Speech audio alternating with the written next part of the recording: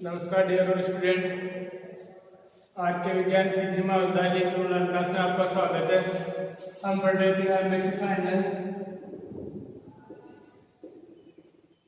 MSc final botany paper 8 unit second. इससे पहले वाले क्लास के अंदर हमने एबायोटिक फैक्टर स्टार्ट कर दिए थे। एबायोटिक फैक्टर के अंदर लाइट पूरा डिटेल से डिस्कस कर दिया था। अब हम डिस्कस करेंगे टेम्परेचर। तो टेम्परेचर के अंदर दूसरा एबायोटिक फैक्टर है टेम्परेचर।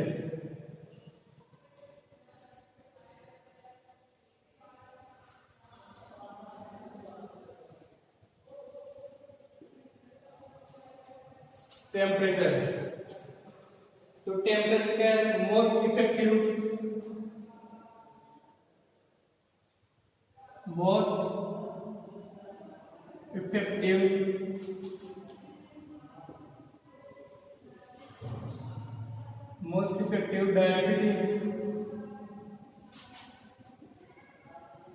डायवर्सिटी एंड डिस्ट्रीब्यूशन, यानी जो टेम्परेचर है वो सबसे ज्यादा इसको प्रोवाइड करता है डायवर्सिटी एंड डिस्ट्रीब्यूशन को।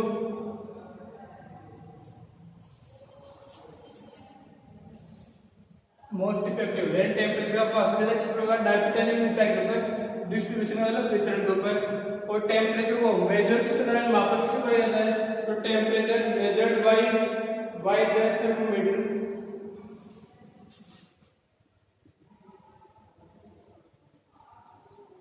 टेम्परेचर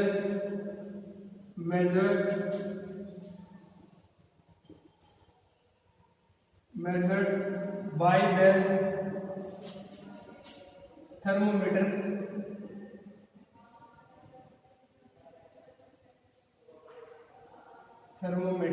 एंड यानी टेम्परेचर का मापन किसके द्वारा होता है? Thermometer and under water bye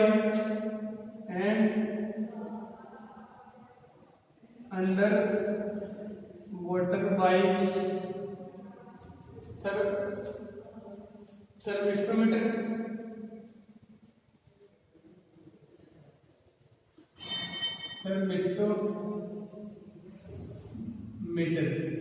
यानी टेम्परेचर का आप नॉर्मल मापन किस द्वारा करते हो? थर्मोमीटर के द्वारा। लेकिन यदि टेम्परेचर का मापन किसके अंदर करना है? वाटर के अंदर, जल के अंदर, तो किसके द्वारा करते हो? थर्मिस्टोमीटर के द्वारा करते हैं। अब इफेक्ट ऑन टेम्परेचर का इफेक्ट ऑन टेम्परेचर के क्या क्या प्रभाव होंगे हम डिटेल से डिस्कस करेंगे।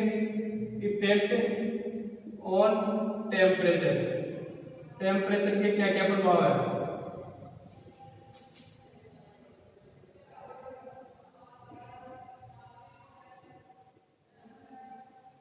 इफेक्ट ऑन टेम्परेचर ये डिटेल्स मिलेगा, कम से कम इसमें एक डेटा लगेगा इफेक्ट ऑन टेम्परेचर के अंदर। तो हम सबसे पहले इसके क्या क्या डिस्कस करने से पहले इफेक्ट टेम्परेचर ऑन प्लांट, तो सबसे पहले डिस्कस करेंगे हम वो क्या करेंगे, या कैपिटल लेकर तो इसको कैपिटल इफेक्ट ऑन प्लांट के ऊपर टेम्परेचर का क्या क्या प्रभाव होगा। और दूसरा effect plant effect by temperature morphology.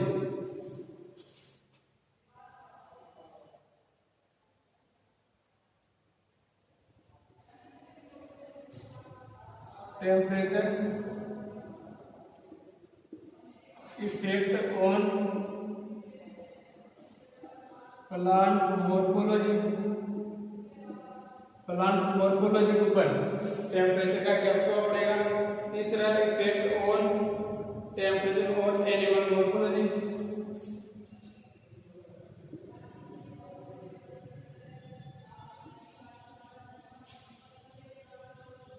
temperature effect on animal morphology.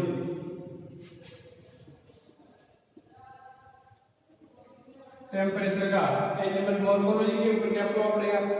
चौथा हम डिस्कस करेंगे effect temperature effect on animal physiology.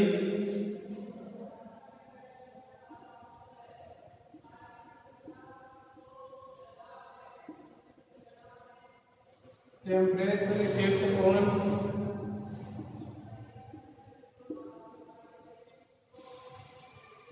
Animal physiology.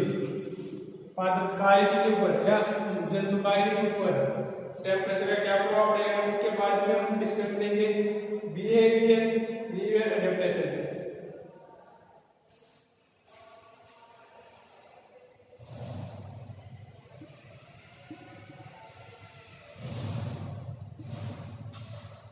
Behaviour adaptation यानी व्यवहारिक अनुकूलन। व्यवहारिक अनुकूलन इसके बाद में हम जो डिस्कस करेंगे वो क्या है इसके अंदर Shelford law of tolerance.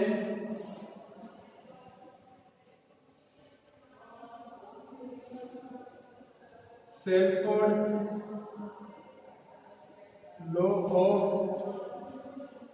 Tolerance. Shelford law of tolerance. Shelford law of tolerance इसके बाद हम डिस्कस करेंगे ऑन द बेसिस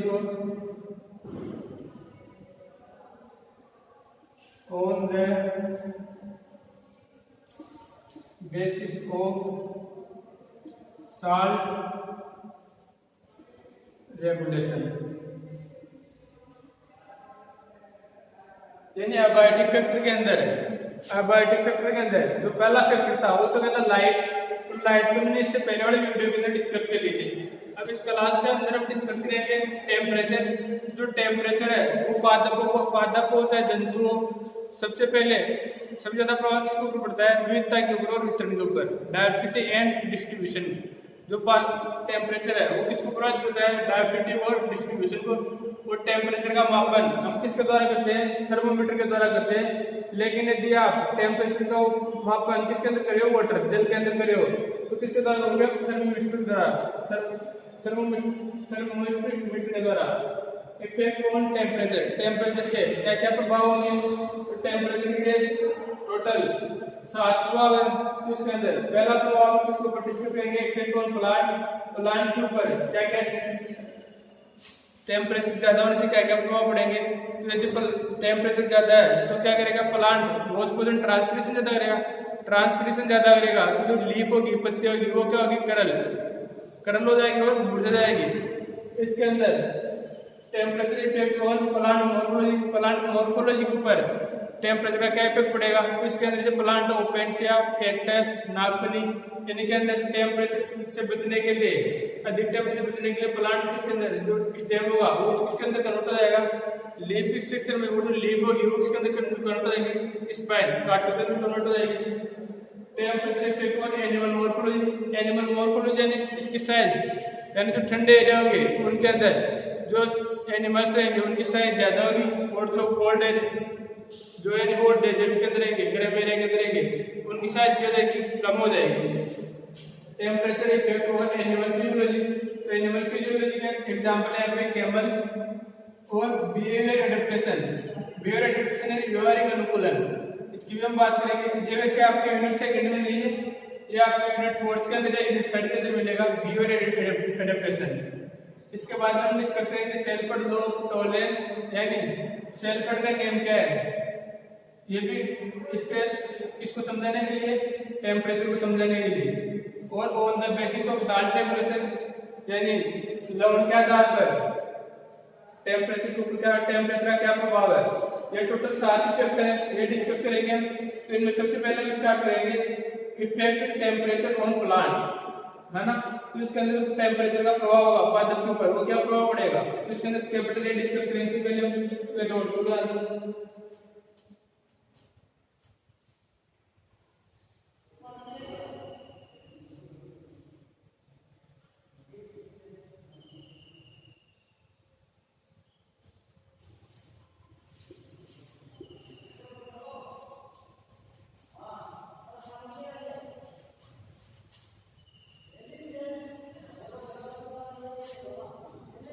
यहाँ पे टेम्परेचर के अंदर टेम्परेचर का इफेक्ट है, तो इसका जो पहला इफेक्ट है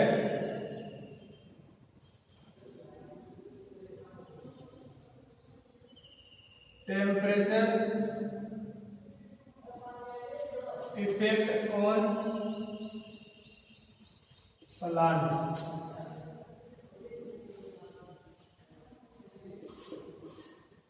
टेम्परेचर का प्लांट पे क्या क्या इफेक्ट पड़ेगा, तो इसके अंदर पहला डिसीजन यानी सेल,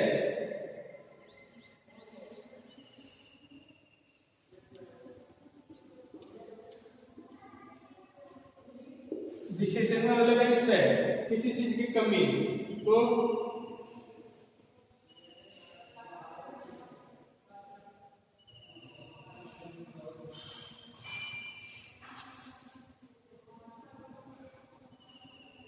डिसीजन ऑफ सेल को प्लांट के अंदर किसी की कमी होगी, जैसे वाटर या टेम्परेचर के प्रभाव से injury due to dehydration,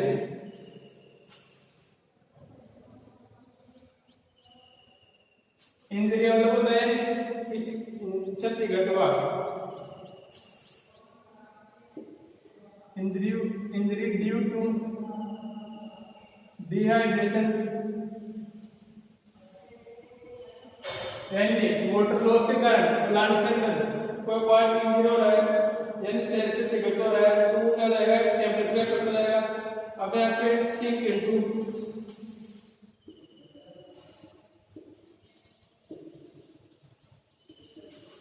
into यानी सूखना। अब वो क्यों सूखेगा, क्यों, क्योंकि टेम्परेचर का मान ज्यादा है, लाइट टेम्परेचर ज्यादा है,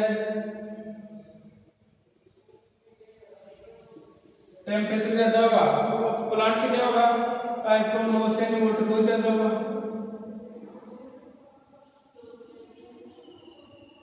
वाटर लॉस ज्यादा होगा तो वहां पे क्या होगा, ड्राइनेस आएगी प्लांट में, ड्राइनेस यानी सूखापन। तो डिसीजनल होता है सेल का मतलब यानी कमी कोई चीज की, injury due to dehydration, dehydration मतलब यानी वाटर लॉस ज्यादा हो गया, वाटर लॉस ज्यादा हो गया तो वहां पे क्या हो जाएगा, ड्राइनेस यानी सूखापन आ जाएगा। सिंक सूखना, टेम्परेचर ज्यादा होगा तो उत्पादन से होगा जलन नहीं, वाटर लॉस ज्यादा होगा। वाटर लॉस किसके रूप में होगा, ट्रांसपीरेशन,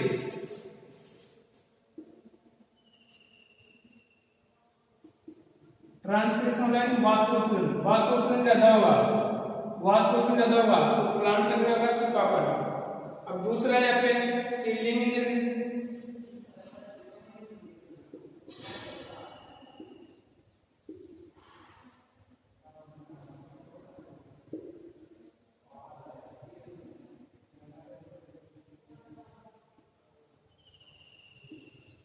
चिलिंग इंजरी के क्या होगा, injury due to cold climate,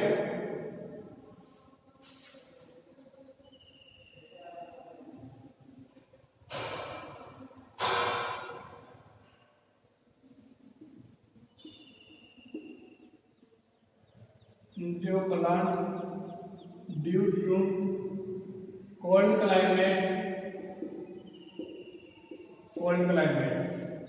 climate के कारण चिलिंग इंजरी के अंदर हाई टेम्परेचर प्लांट है, इस कंडीशन क्या होगा, यदि कोई प्लांट हाई टेम्परेचर पर है,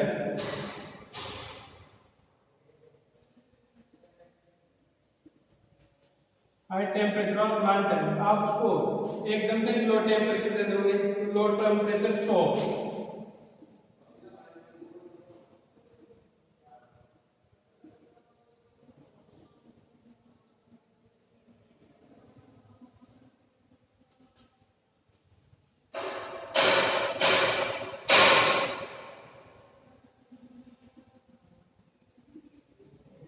लो टेम्परेचर शॉक से क्या होगा, जो प्लांट की सेल से जुड़ी है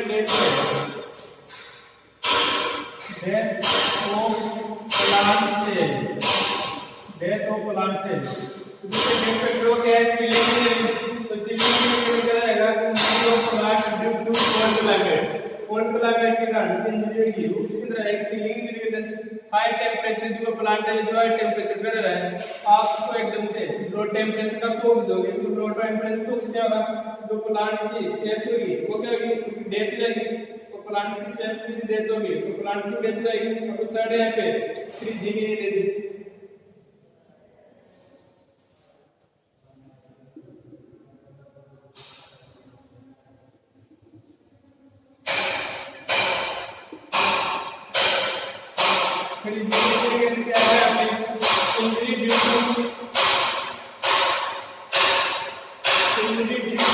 Injury to plant cells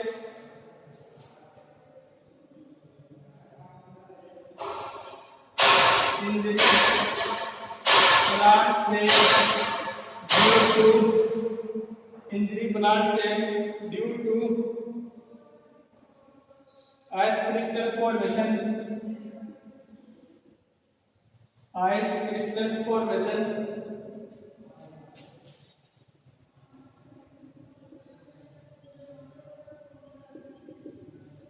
Ice crystal formation in the intracellular space. In the intracellular space, अंतःकोशिका अवकाश होगा, वहां पे क्या होगा, आइस क्रिस्टल से बर्फ के कणों का निर्माण हो जाएगा।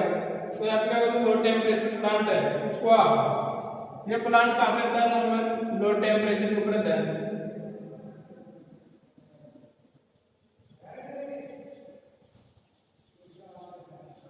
लो टेम्परेचर प्लांट है, तो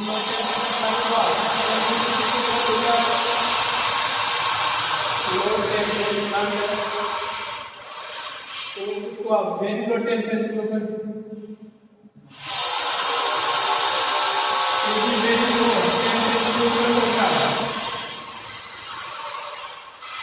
वेरी लो टेम्परेचर के ऊपर को चला जाएगा इंटरनल आइसो, जो इंटरनल आइसो होगा,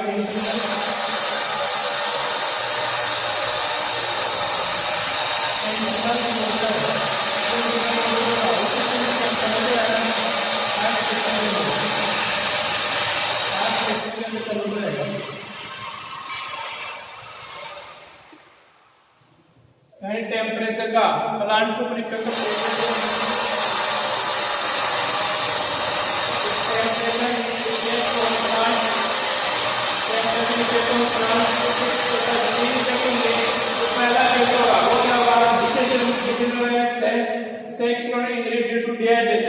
यानी वाटर लॉस के कारण इसको क्या बोलते हैं, डिसेशन सिंक इनटू, यानी प्लांट हो क्या सूख जाएगा। तो सूखेगा क्योंकि टेम्परेचर ज्यादा होगा, टेम्परेचर ज्यादा इससे होगा वाटर लॉस ज्यादा होगा, वाटर लॉस ज्यादा होगा तो वाटर लॉस किस कारण होगा, ट्रांसपिरेशन के कारण, ट्रांसपिरेशन के कारण वाटर लॉस ज्यादा होगा, इससे प्लांट के अंदर क्या रहेगा, सूखा बना जाएगा। और दूसरा फैक्टर है चिलिंग इंजरी, चिलिंग इंजरी किससे क्या आएगा, injury of plant due to cold climate, यानी ठंडे के कारण क्लाइमेट होगा प्लांट के अंदर, उनके कारण जाएगा तो उसका volume chilling injury. High temperature plant को आप लो टेम्परेचर सूखने दोगे आप एकदम से, कोई प्लांट है जो हाई टेम्परेचर के ऊपर अपना जीवन यापन कर रहा है, आप उसको चाहे एकदम से लो टेम्परेचर के ऊपर रखोगे तो लो टेम्परेचर के ऊपर रखने से जो प्लांट की सेल होगी उनकी डेथ जाएगी। तो डेथ हो प्लांट से थर्ड इफेक्ट पड़ेगा वो क्या, freezing injury plant cell due to ice crystal formation in the intracellular space, यानी यहाँ पे प्लांट होगा उसके अंदर इंट्रासेलुलर स्पेस होगा, अंतर्कोशिका अवकाश होगा, तो अवकाश के अंदर उसका निर्माण हो जाएगा, आइस क्रिस्टल का निर्माण हो जाएगा। तो आइस क्रिस्टल के निर्माण से कौन सी इंजरी मिलेगी, लो टेम्परेचर प्लांट है, आप उसको बहुत कम तापमान के ऊपर रखो तो इंटरनल वाटर होगा वो किसके अंदर कन्वर्ट हो जाएगा, आइस क्रिस्टल, यानी बर्फ के अंदर कन्वर्ट हो जाएगा।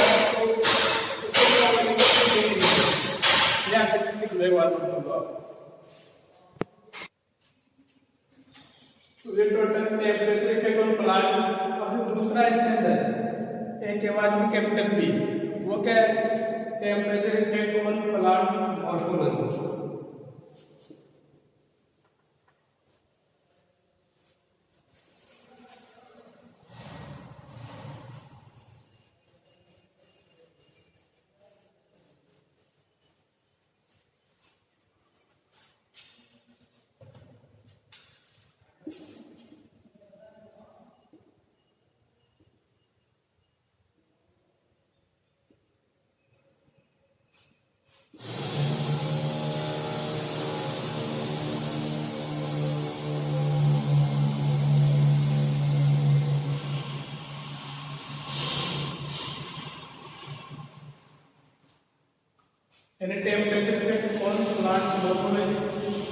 प्लांट मोर्फोलॉजी होगी उसके ऊपर पादप आकारी की उसके ऊपर मैं आपने टेम्परेचर क्या करेगा रूम डिस्कस करेंगे।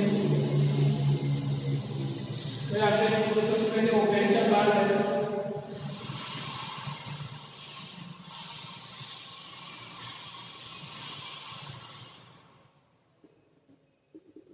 ओपेन प्लांट है। ओपेन प्लांट में क्या होगा तो लीफ कन्वर्ट इनटू वाइट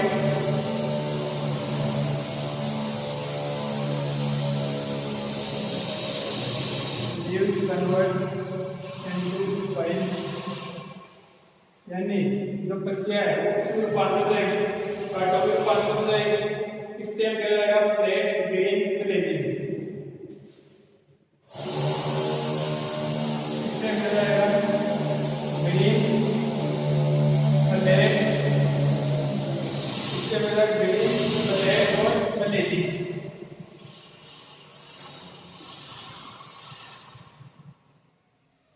अब ये क्या है मॉर्फोलॉजिकल तो क्या है प्रोटेक्शन और फिजियोलॉजिकल यानी जो ओपेन प्लांट है ओपेन प्लांट के अंदर लीफ तो इसके अंदर कन्वर्ट हो गई कांटों के अंदर और जो स्टेम है वो कैसा जाएगा ग्रीन फ्लैट फ्लेजी यानी हरा हो जाएगा फ्लैट यानी चपटा फ्लेज के अंदर स्पंजी।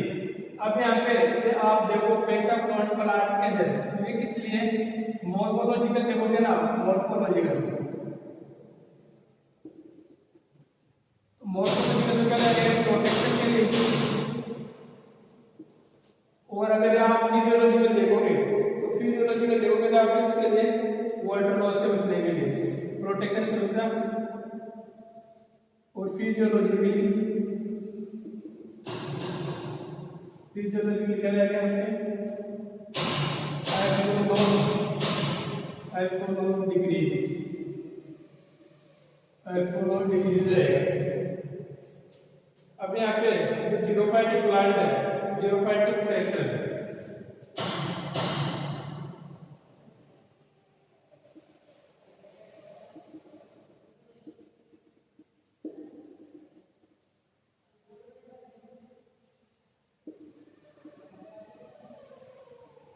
जीरोफाइटिक क्रिस्टल प्लांट के अंदर जो पाइनेटली कंपाउंड लीफ पाई जाएगी पिन्नेटली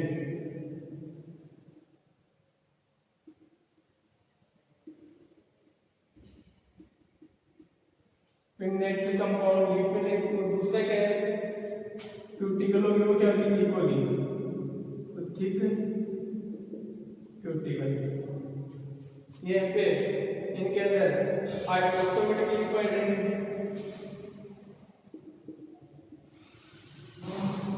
हाइपोस्टोमेटिक लीफ आ जाएगी।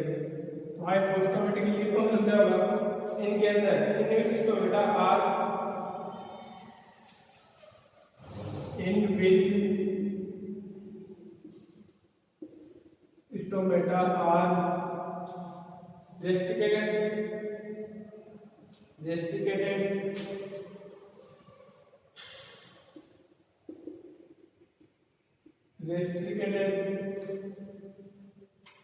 to lower side only to lower side only यानी हाई स्टोमेटिक लीफ होगी हाई वो यानी lower side stomatic stomata leaf जब लीफ के अंदर स्टोमेटा लोअर साइड में पाया जाता है उसको क्या बोलेंगे hypostomatic leaf in which stomata are restricted to lower side only इनके अंदर जो स्टोमेटा होंगे वो कौन साइड में पाए लोअर साइड में पाए जाएंगे। अब जो फिजियोलॉजी का देखोगे आगे के अंदर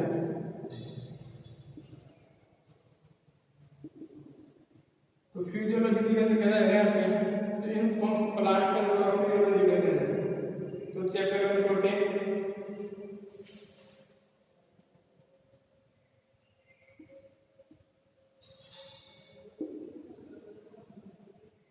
चैप्टर वन प्रोटीन पाए जाते हैं।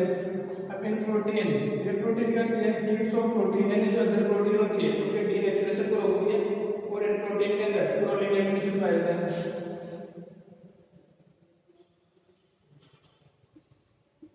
in this protein proline amino acid are found, proline amino acid are found.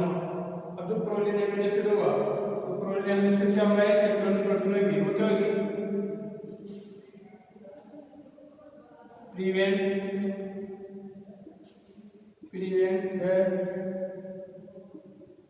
other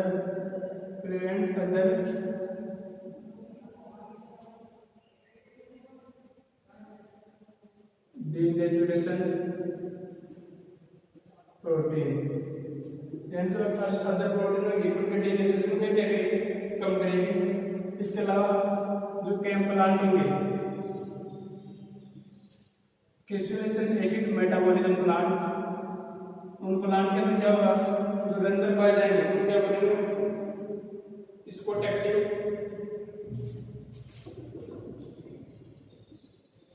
इसको तो इसका तो एक्टिव,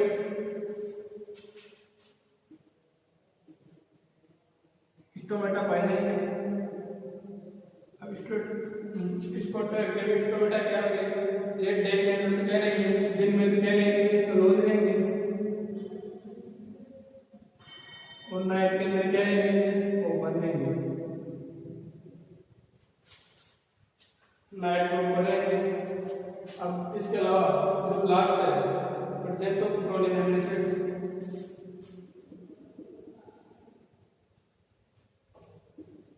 प्रेजेंस ऑफ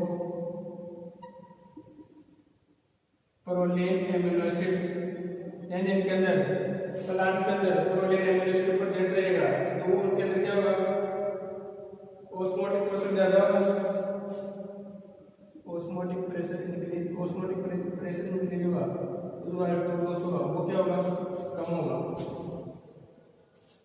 लैक्टोज एक कम होगा। यहाँ पे नोट को एक बार फिर समझ देता हूँ।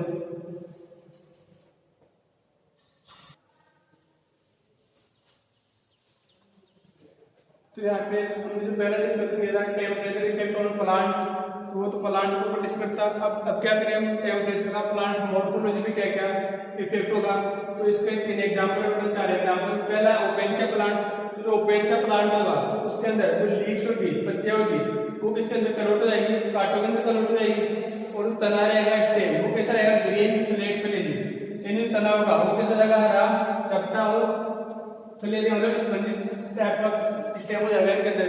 अब आप ओपेनशिया में देखोगे तो मॉर्फोलॉजी में तो क्या है, ये प्रोटेक्शन आकारिक रूप से उनकी सुरक्षा है, क्यों, क्योंकि पत्तियां तो कांटों में रूपांतरित हुई, तो पत्तियां यदि कांटों में रूपांतरित होगी तो जो एनिमल होंगे, दूसरे एनिमल्स होंगे, वो क्या करेंगे, ओपेनशिया को खा नहीं पाएंगे, कैक्टस को नाखून खा नहीं पाएंगे, तो वहां पे क्या होगा, इस दूसरे जो एनिमल होंगे उसका भी इसकी सुरक्षा हो गई मॉर्फोलॉजिकल रूप से। और यदि आप शारीरिक रूप से देख गया तो अल्कोहल क्या हो गया, डिक्रीज, अल्कोहल वाटर लॉस क्या होगा, कम होगा, क्यों, क्योंकि ओपेनशिया ऐसी जगह ग्रो करता है जहाँ पे यानी वाटर की कमी होती है, तो वाटर की कमी होगी तो यदि वो वाटर का लॉस ट्रांसपिरेशन के द्वारा कर देगा तो प्लांट्स के अंदर डेथ हो जाएगी। तो इनके अंदर लीफ के अंदर, लीफ किस्म कन्वर्ट हो जाएगी कांटों के अंदर, तो कांटों में स्पाइल में कन्वर्ट होने से वाटर लॉस क्या रहेगा, डिक्रीज रहेगा फिजियोलॉजिकली। और यदि आप मॉर्फोलॉजी आकारिक रूप से देखोगे तो उनका क्या रहेगा, प्रोटेक्शन यानी सुरक्षा रहेगी। अब इसी प्रकार दूसरा करेक्टर जीरोफाइटिक क्या बोलते हैं, मरुद्भिद प्लांट से विरुद्ध पिन्नेट कंपाउंड लीफ पाई जाएगी, पिच्छाकार पत्तियां पाई जाएगी, और जो लीफ होती है और स्टेम होता है उसके ऊपर थिक क्यूटिकल।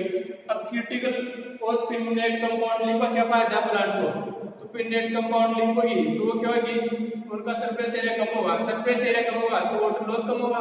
और थिक क्यूटिकल, यदि क्यूटिकल ऊपर की तरफ होगी तो स्टोमेटा को कवर करेगी, स्टोमेटा को कवर करने से क्या होगा, वहां पे वाटर लॉस क्या हो जाएगा, कम हो जाएगा थिक क्यूटिकल। अब यहाँ पे जीरोफाइट प्लांट है, उनके अंदर लीफ पाई जाती है, उनके अंदर हाइपोस्टोमेटिक लीफ पाई जाती है। हाइपोस्टोमेटिक मतलब हाइपो मतलब लोअर साइड के अंदर क्या पाया जाएगा, उसके अंदर स्टोमेटा, स्टोमेटा मतलब स्टोमेटा। जब स्टोमेटा लोअर साइड के नीचे वाले से लीफ से प्रेस पाया है तो हम क्या बोलते हैं, hypostomatic leaf. In which stomata, इन पत्तियों के अंदर stomata are restricted to lower side only. इनके अंदर जो स्टोमेटा होगा वो कौन साइड में पाया जाएगा, नीचे वाले साइड में पाया जाएगा। अब फिजियोलॉजिकल, अब इसका फिजियोलॉजिकल कैरेक्टर क्या होगा जीरोफाइटिक प्लांट्स का, इनके अंदर चेपरोल प्रोटीन पाई जाती है। अब जो चेपरोल प्रोटीन होती है वो किससे मिलकर बनती है? एमिनो एसिड से। अब आपको पता है एमिनो एसिड मिलकर किसका निर्माण करते हैं? प्रोटीन का। और प्रोटीन का किसका निर्माण करती है? पूरे प्लांट या बॉडी का निर्माण करती है। तो जो चेपरोल प्रोटीन होगी उनके अंदर उस प्रोटीन में क्या पाया जाएगा? प्रोलीन एमिनो एसिड पाया जाएगा। अब जो प्रोलीन एमिनो एसिड होगा वो क्या करेगा? जो प्लांट्स की अदर प्रोटीन होगी तो अदर प्रोटीन का क्या करेगा? डीनेचुरेशन को रोकेगा। डीनेचुरेशन मतलब यानी प्लांट के अंदर प्रोटीन पाई जाएगी जैसे इसको या पेट के जो भी प्रोटीन होगी उनके डीनेचुरेशन को कम करेगा। कौन? चेपरोल प्रोटीन, क्योंकि चेपरोल प्रोटीन में क्या रहता है? Proline amino acid. अब यहाँ पे थर्ड है यहाँ पे कैम प्लांट। कैम का crassulacean acid metabolism plant. Crassulacean acid metabolism plant. इन प्लांट के अंदर जो रंध्र पाए जाते हैं वो कौन से होते हैं? स्कोटेक्टिव स्टोमेटा। स्कोटेक्टिव स्टोमेटा क्या पाया है? यानी जो मजबूत तमोकिनेसिल रंध्र। ये जो रंध्र होते हैं स्टोमेटा होते हैं वो डे यानी दिन में क्या रहेंगे? बंद रहेंगे और रात्रि में क्या रहेंगे? ओपन। तो दिन में यदि स्टोमेटा रंध्र बंद है तो रंध्र बंद होने से दिन में लाइट नहीं गिरेगी स्टोमेटा के ऊपर, और यदि स्टोमेटा के ऊपर लाइट नहीं गिरी तो ट्रांसपिरेशन नहीं हो पाएगा यानी वाष्पोषण कम होगा। वाष्पोषण कम होगा तो यहाँ पे प्लांट्स का डेथ होने से बच जाएगी।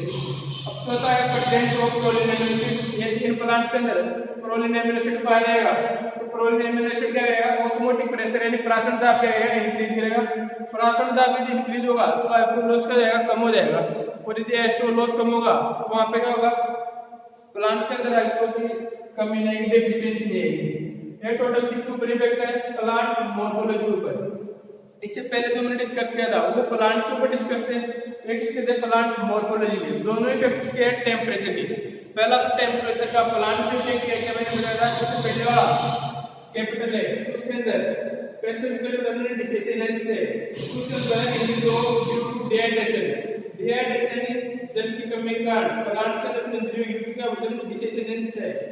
और दूसरा मैंने बताया चिलिंग इंजरी क्या है? Injury of plant due to cold climate. Cold climate के कारण इंजरी प्लांट का उसको क्या बोलते हैं? Chilling injury.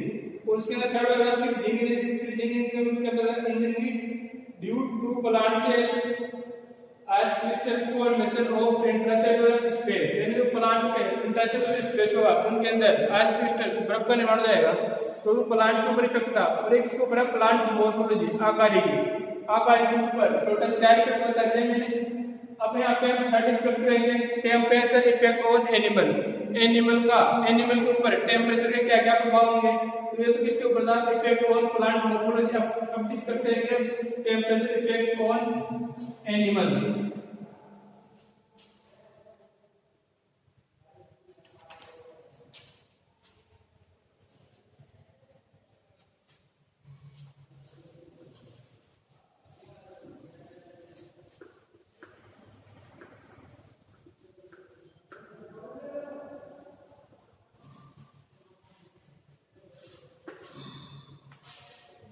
अब यहाँ पे एबायोटिक के अंदर टेम्परेचर पढ़ने से टेम्परेचर के अंदर दो पढ़ लिए हमने। पहला जो इफेक्ट ऑन प्लांट, दूसरा plant effect on plant morphology.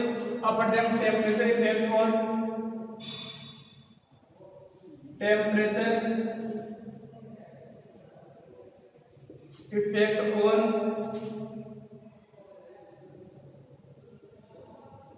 Animal morphology. यानी जंतु क्या कार्य की उसके ऊपर क्या इफेक्ट पड़ेगा टेम्परेचर का। तो यहाँ पे जंतु क्या कार्य की, तो जंतु क्या कार्य के अंदर हम यहाँ पे पढ़ेंगे साइड। तो सरफेस एरिया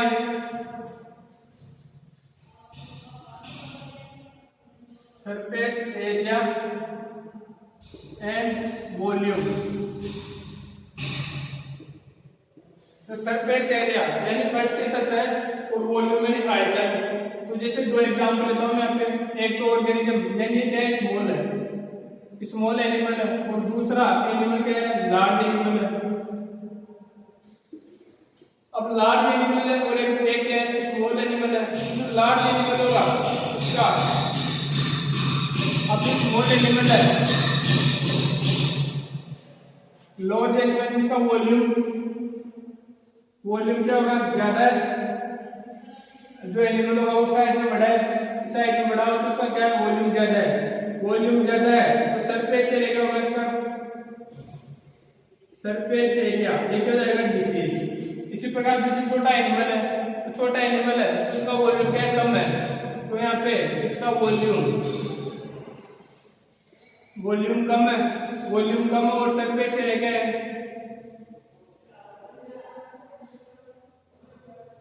सरफेस एरिया क्या है, ज्यादा है। अब यहाँ पे आपने फॉर्मूले पढ़ होंगे, सरफेस एरिया का जो फॉर्मूला होता है वो क्या होता है, 4 पाई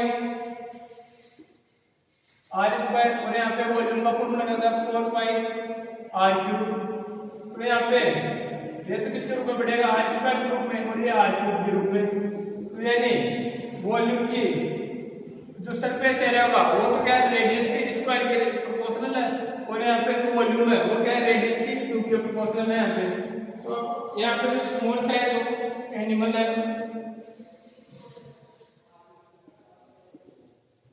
स्मॉल साइज एनिमल,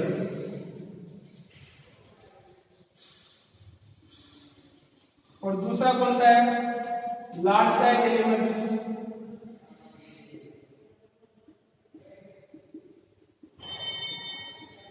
तो जो स्मॉल साइज एनिमल है यहाँ पे, तो स्मॉल साइज एनिमल का क्या होगा, यहाँ पे स्मॉल साइज एनिमल का वॉल्यूम कम और सरफेस एरिया क्या होगा, यहाँ पे ज्यादा। अब सरफेस एरिया ज्यादा है तो यहाँ पे क्या होगा, लॉस होगा, यानी लॉस होगा, वो क्या होगा, ज्यादा होगा, ठीक, लॉस ज्यादा होगा। और जो लार्ज साइज एनिमल है इसका वॉल्यूम क्या है, यहाँ पे वॉल्यूम क्या है, ज्यादा। लार्ज साइज एनिमल का वॉल्यूम ज्यादा है और सरफेस एरिया क्या होगा, यहाँ पे कम है, सरफेस एरिया ये क्या लगेगा, यहाँ पे कम है, तो वॉल्यूम क्या है, ज्यादा है। तो सरफेस एरिया कम है तो यहाँ पे हीट लॉस क्या जाएगा, कम हो जाएगा। जो हीट लॉस होता है वो किसके ऊपर निर्भर करता है, सरफेस एरिया के ऊपर निर्भर करता है। अब यहाँ पे हमने स्टार्टिंग में बताया टेम्परेचर इफेक्ट और एनिमल मॉर्फोलॉजी, यानी जो जंतु की मॉर्फोलॉजी आकृति होगी उसके ऊपर टेम्परेचर का क्या प्रभाव होगा। तो इसका हम डिस्कस करेंगे, इसको डिस्कस सरफेस एरिया और वॉल्यूम के अकॉर्डिंग। जो सरफेस एरिया होता है उसका फॉर्मूला 4 पाई आर स्क्वायर होता है, वॉल्यूम का फॉर्मूला 4 पाई आर क्यूब। तो आप इस 4 पाई आर क्यूब को रख दो, और यहाँ पे जो सरफेस एरिया होगा वो किसके समानुपाती होगा, आर स्क्वायर के, रेडियस के, और यहाँ पे जो वॉल्यूम होगा वो किसके समानुपाती होगा, आर क्यूब के। अब दो प्रकार के ऑर्गेनिज्म होंगे, दो प्रकार के एनिमल होंगे, या तो जिसकी साइज छोटी होगी या जिसकी साइज बड़ी होगी। तो जो स्मॉल साइज का एनिमल होगा उसका साइज छोटी है और साइज छोटी, तो उसका वॉल्यूम क्या जाएगा, कम हो जाएगा, वॉल्यूम कम और सरफेस एरिया ज्यादा। सरफेस एरिया ज्यादा किस हो जाएगा, आपने पढ़ा होगा सरफेस एरिया, जैसे आप पाउडर ग्राइंड करते हो यानी किसी चीज को पीसते हो तो पीसने से उसका वॉल्यूम कम होता है, तो वॉल्यूम कम होगा तो सरफेस एरिया बढ़ेगा, सरफेस एरिया बढ़ेगा तो सरफेस एरिया बढ़ने से क्या होगा, उसका हीट लॉस का मान बढ़ेगा। इसी प्रकार जो लार्ज ऑर्गेनिज्म है उसका वॉल्यूम क्या है, ज्यादा, इसका वॉल्यूम ज्यादा है तो यहाँ पे इसका सरफेस एरिया जाएगा, कम हो जाएगा। अब यहाँ पे जो स्मॉल साइज एनिमल है तब वहां पे उसका सरफेस एरिया ज्यादा होगा, सरफेस एरिया ज्यादा होगा तो हीट लॉस ज्यादा होगा। यानी आप क्या बोल सकते हो, वॉल्यूम विथ क्रोनोमेट्री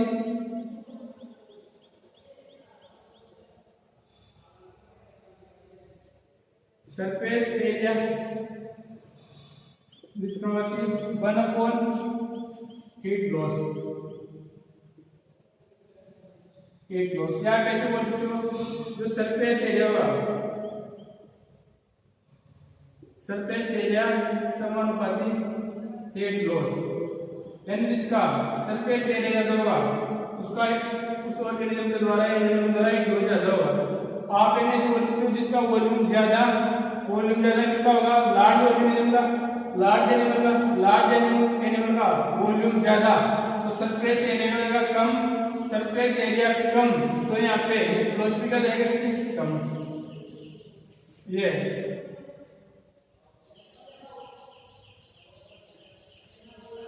यहाँ तक नोट करो आप एक बार।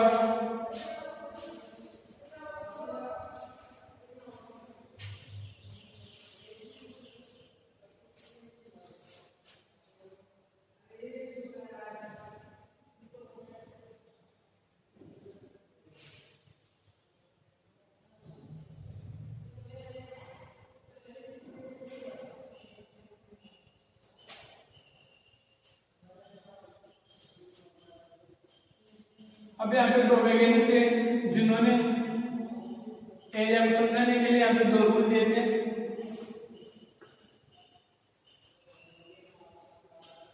तो यहाँ पे कुछ रूल्स होंगे।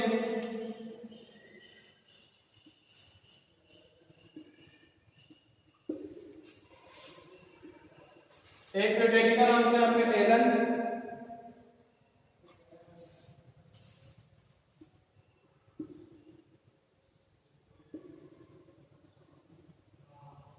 तो दूसरा वैज्ञानिक था वो था बर्टलेन।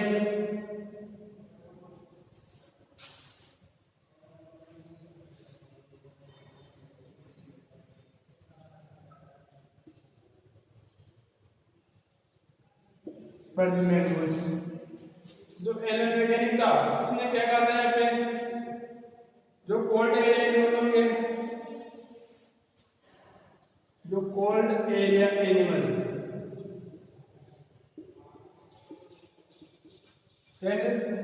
ठंडे एरिया में पाए जाएंगे, उन एनिमल्स की ईयर टेल क्या होंगे, स्मॉल।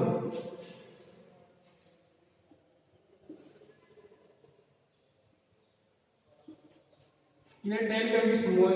और जो वार्म एरिया गर्म एरिया में पाए जाएंगे उनके एयर टेल का होंगे लार्ज।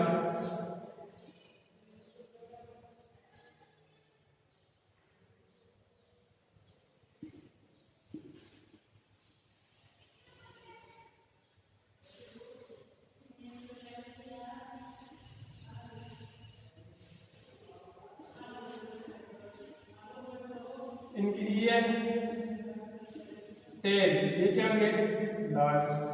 इसका एग्जाम्पल हो जाएगा कंगारू रेट। जो कंगारू रेट कंगारू जो होगा उसके अंदर ये टेल ये सब क्या होती है, कंगारू रेट के अंदर लार्ज होती है, क्योंकि वो गर्म एरिया में रहता है।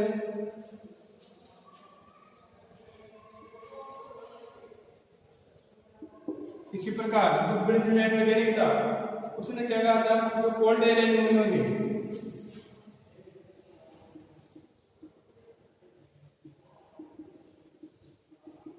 उनकी साइज क्या होगी, लार्ज। उनकी साइज ज्यादा होगी। और जो वार्म एरिया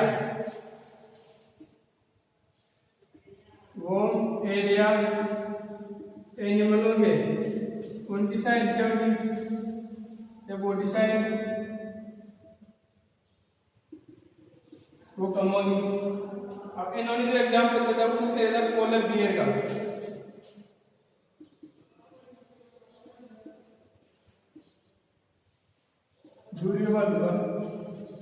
अब यहाँ पे दो रूल है इसको समझाने के लिए, टेम्परेचर पे कौन एनिमल मोर्फोलॉजी पादप की आकार को समझाने के लिए दो रूल दिए थे। एक तो एलन नामक वैज्ञानिक ने, दूसरा था ब्रिजमैन। जो एलन वैज्ञानिक का एलन नामक वैज्ञानिक एलन रूल्स क्या कराता है, जो कोल्ड एरिया यानी ठंडे एरिया में पाए जाने वाले एनिमल्स होंगे उनकी ईयर टेल यानी कान पूंछ होगी वो क्या होगी, छोटी होगी। और जो गर्म एरिया वाले एनिमल्स होंगे उनकी ईयर और टेल क्या होगी, लार्ज होगी। अब इसका एग्जांपल है कंगारू रेट। कंगारू रेट कहाँ पाया जाता है, वो टेल के अंदर पाया जाता है, तो उनकी जो ईयर टेल होगी कैसी होगी, लार्ज होगी। अब इसी प्रकार जो कोल्ड एरिया ब्रिजमैन नामक वैज्ञानिक था उसने क्या कहा कि जो कोल्ड एरिया एनिमल होंगे उनकी साइज जो होगी ज्यादा होगी, और जो वार्म एरिया एनिमल्स होंगे उनकी बॉडी साइज क्या होगी, कम होगी। इन्होंने एग्जाम्पल था पोलर बियर एंड दूरिये बालू। जो दूरिये बालू जो ठंडे एरिया में पाया जाएगा उनकी बॉडी साइज जो होगी ज्यादा होगी, इसकी तुलना में वार्म एरिया एनिमल्स की तुलना में। यहाँ पे नोट करो।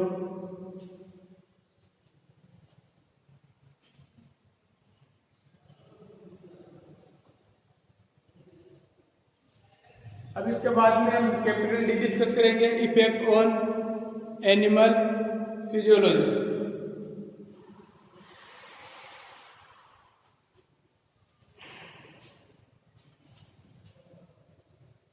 वो डिस्कस करेंगे हम नेक्स्ट क्लास में।